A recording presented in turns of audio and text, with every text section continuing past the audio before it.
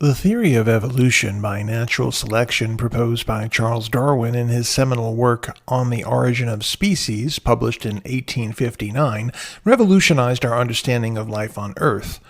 Darwin's theory provided a scientific explanation for the diversity of life and the process by which its species change over time.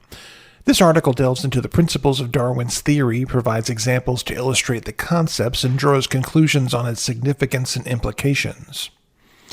Darwin's theory of evolution by natural selection is founded on several key principles. Variation.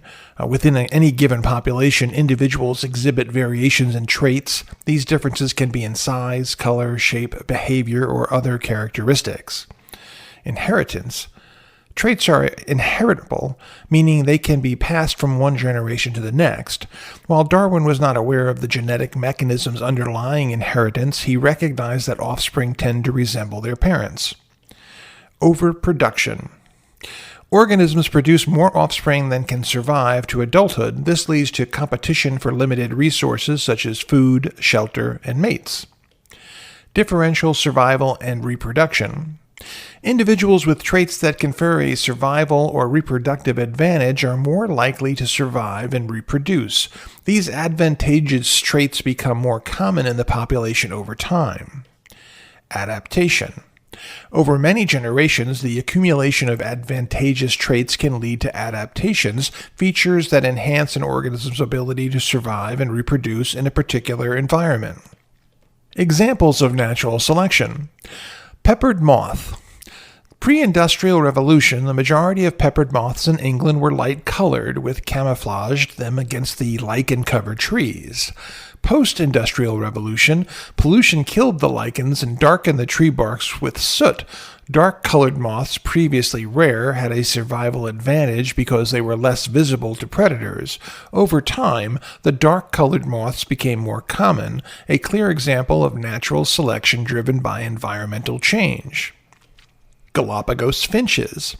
Darwin observed a variety of finch species on the Galapagos Islands, each with different beak shapes adapted to their specific diets. During droughts, finches with larger, stronger beaks were better at cracking tough seeds and were more likely to survive. Over successive generations, the population of finches showed an increase in beak size, illustrating adaptive radiation. Antibiotic resistance in bacteria. When a bacterial population is exposed to antibiotics, most bacteria are killed, but some may have mutations that confer resistance. These resistant bacteria survive and reproduce, leading to a population of antibiotic-resistant bacteria.